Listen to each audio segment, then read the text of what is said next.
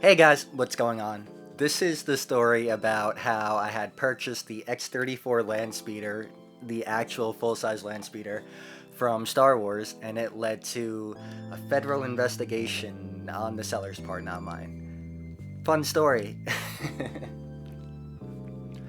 So this was an interesting time in my life, and I seem to have a lot of these instances, but I kind of do crazy things, I guess, or at least things that normal people, wouldn't think to do. So this story begins like any great story begins with a late night search on eBay. I was browsing through eBay. I was searching for Star Wars, like cool things. I like to um, look at kind of like memorabilia from episode one because they did a lot of cool things during that time. A lot of things that movie uh, had happened when it came out affected a lot of different industries. As an example, the costume industry. When Phantom Menace came out, everyone was under the impression that Darth Maul was going to be the next big bad villain. Ruby's made a ton of Darth Maul costumes, and they kill him off in the first movie. So after, I believe, a lawsuit now, the movie studios have to disclose the plot to the uh, costume company, and then they get a little inside scoop. So they're not making 5 million Darth Maul costumes, and he's done in the first movie. Anyway, I was browsing eBay. I came across a listing for the X-34 Landspeeder. It was a full size, full scale Landspeeder. It was in black gel coat, pulled fresh out of a mold. And the guy, I think at the time, he was asking $3,000. And I was like, wow, that's really interesting. You don't see that too often. Maybe if you're on Tatooine, bad joke. But so I was interested. I reached out to him and I was like, hey, just this is so interesting. I'd love to know more about it. And surprisingly, he reached back out to me. He was like, I got this from this guy who made a land speeder for himself. He had made molds. So I got a set of the molds, and then I got two bodies from him. I'm keeping one for myself because I want to have a land speeder, and I don't blame him for that. But I'm selling off the other one to recoup some of the cost. And I was like, oh, that's pretty cool. And I was, interested in it. Had to kind of figure out how I was going to get $3,000 because at the time, I think it was 2021, but I had some things going on. So wouldn't have been a stretch, but I asked him, I was like, are you interested in possibly shipping it? I could make the arrangements, get a truck out to you, get everything set up. And he said, I'm not really interested in shipping it. I'd like to do something local, but I'll keep you in mind. And then if something comes up where it makes sense for us to, ship it or do something, then yeah, I'll reach back out to you. So I was like, okay, cool. So I let that go and was just kind of excited just by talking to him, just because it was such a cool thing. And kind of, forgot about it. And then a week or so later, I see on eBay the bid had ended or it was sold. And I guess the sale falls through. So the guy reaches back out to me and he's like, hey, I was trying to sell this. It fell through. It wasn't working out. Are you still interested in it? I'm just partnered with this guy out in Colorado, I believe. And he's a fiberglass manufacturer. He's going to be making some molds, or rather some shells for me. And he does shipping. And he said that we can get it shipped to you for $500. So I was like, okay, cool. Yeah, let's do it. $3,500 for a land speeder delivered to my door from California all the way to New York, where I am now. And I was like, yeah, that seems like a good deal. How often are you gonna come across an X-34 in your life? So I had a line of credit from one of my banks at the time. So I was like, oh, I could do this as like a marketing expense or something. At the time, I didn't have like a house or really too many responsibilities at that age, and I had a lot of little side businesses going on. So I was like, let's do it. I'm excited about this. So I pay him, send the money over to him, not through eBay, first mistake, through PayPal, and get everything set up. And he's like, great, let me get all my stuff over to the guy, and then I'll reach out and talk to you. So about a couple days go by, and I get a call from Ron, the shipper, who's just partnered with the seller, Raul. So Ron reaches out. He's like, hey, we got everything together on a pallet, and we're getting quotes together, but it's a lot more than $500. And I was at that time not surprised. I've been doing a lot of shipping, logistics, particularly with car bodies and engines and things like that. I grew up, my dad was a race car driver, amateur racer, and consequently, when I got older, I started doing a lot of selling automotive parts and shipping, and just working with freight companies to get products shipped all over the U.S. So I wasn't surprised by it. I was kind of hopeful that it would, $3,500. So I kind of like jumped in, and it kind of blinded the Landspeeder blinded my better judgment. So I was like, well, let's see how much it is. We could get some quotes, and if it's not too much of a difference, maybe I could come up with a couple extra $100. So Raul comes back to me, and he says, hey, you know what, I made the promise to you that it was going to be $3,500. Ron told me what's going on. He's like, I'll cover whatever the extra cost is. And I was like, great, perfect, that's all I need to know. So they have my shipping info, they're getting everything set up, they're going to be in touch. So now I'm waiting, maybe a week goes by, and I'm not really kind of alarmed. It's, for something that size, figure, what was it, 12 feet long, 14 feet long, I can't remember. It's not something that you would normally ship, something that big.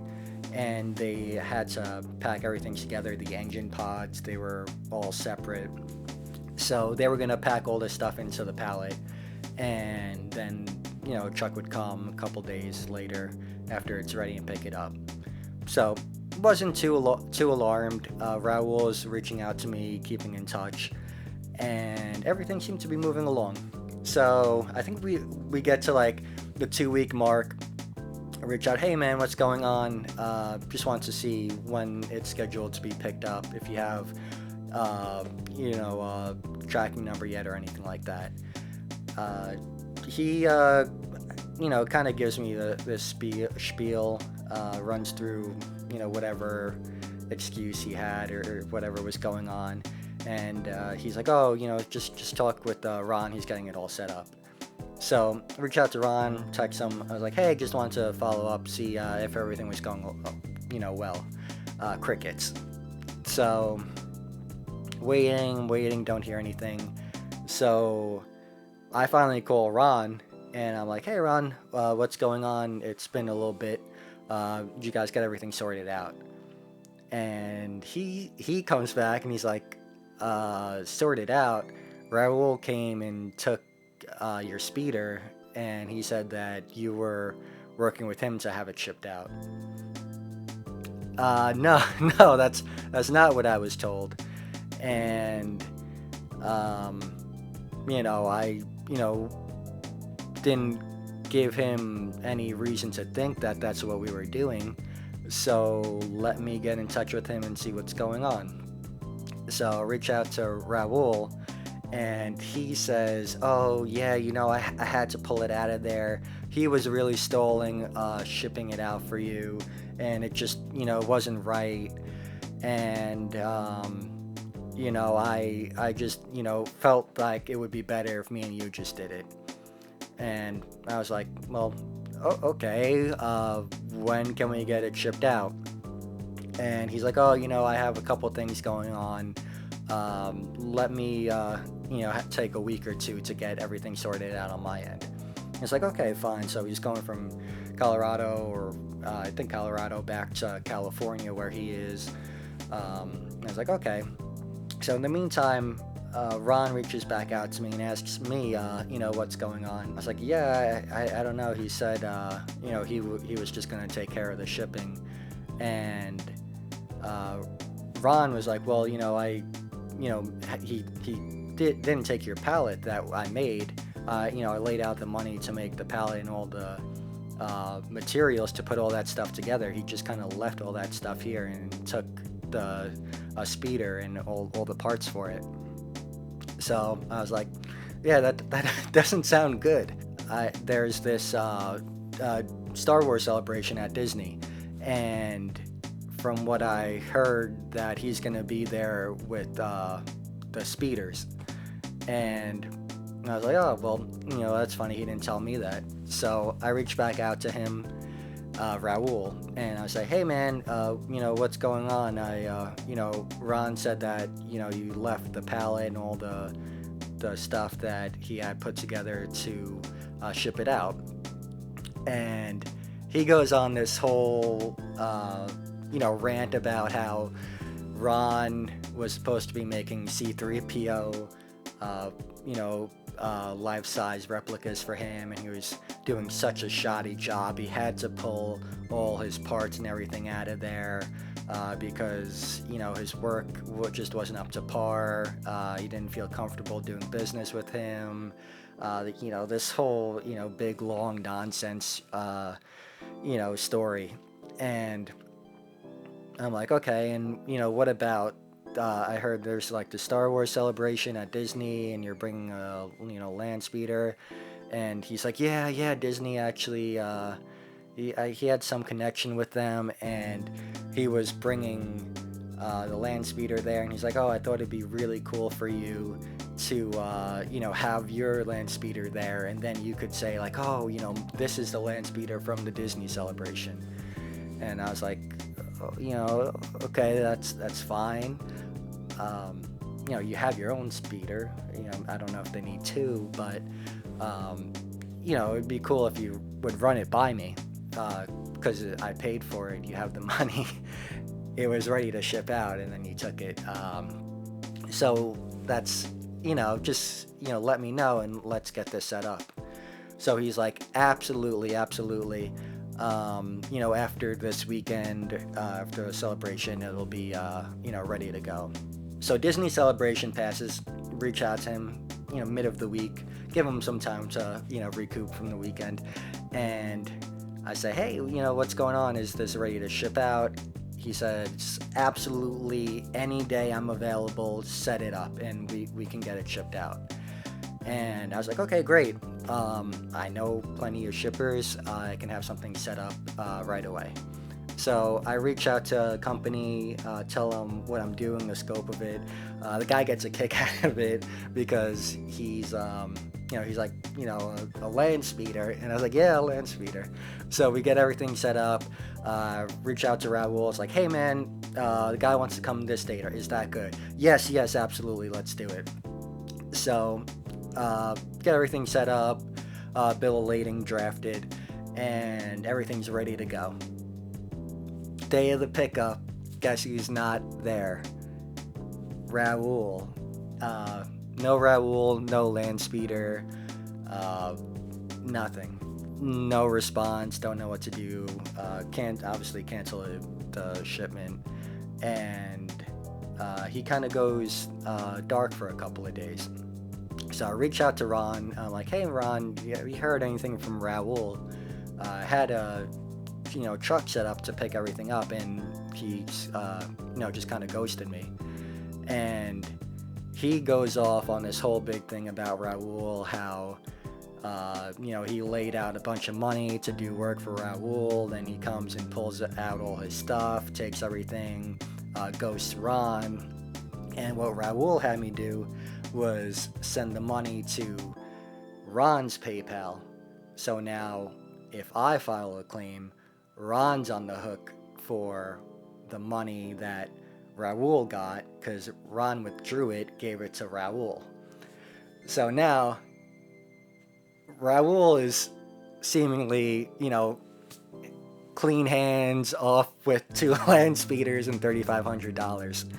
So it's not a great situation. Ron's, I think, more worked up about it than me, because he was starting to, talk about visiting him. I'll just say it like that. And I was like, don't do anything. Let me, reach out to Raul and let me see if I could get this sorted. And in the back of my mind, I'm like, man, am I gonna have to fly across the country and chase this guy down? Didn't want to have to do that. Liam Neeson him over a Landspeeder. So I reach back out to him, trying to get him. Ron's trying to get him. Finally, Raul reaches back out to me, and he's going on like, oh, that Ron, he's so crazy. He's calling me, making all these threats. Such a bad person to do business with. All this, con artist type stuff. And I'm like, okay, man, well, what's going on? Because I had everything set up, and then you were completely gone. And he's like, oh, you have to let me know when you're doing that. I, had this big opportunity come up where I was working on a movie set, and they take our phones because we're not allowed to be filming anything. And I was like, well, yeah, I did let you know. We agreed on the time and date and everything, and we had everything set up. And then he comes back and he texts me this photo, and it's from Pawn Stars, and they reached out to Raul and they want to use the Landspeeder for an episode of Pawn Stars.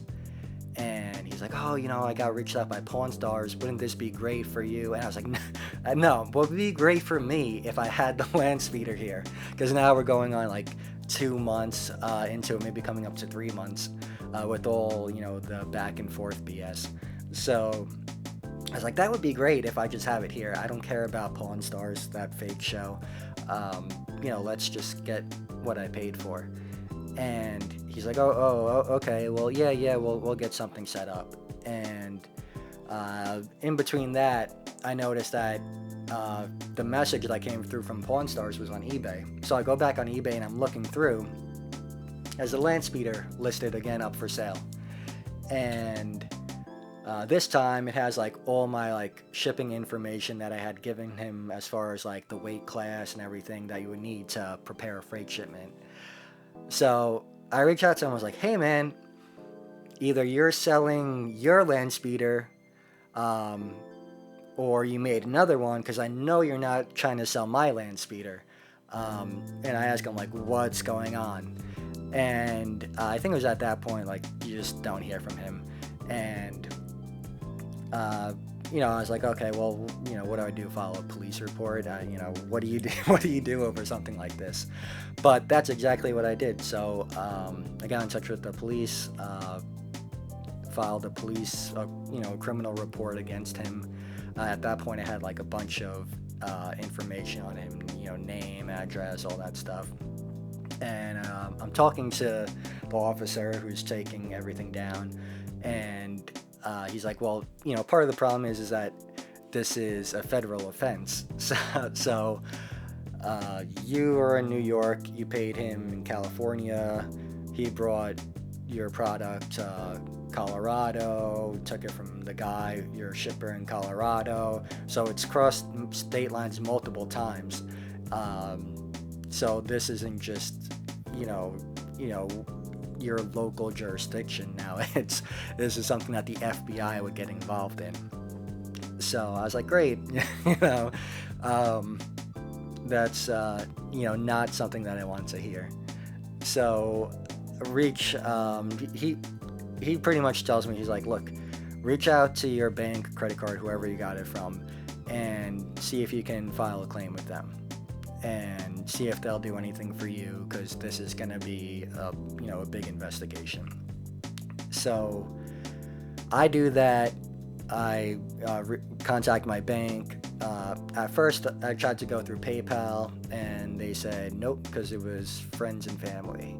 So got burned on that. I'm always careful about that now. But I was, 20, 21 at the time. So what are you going to do? You live and you learn.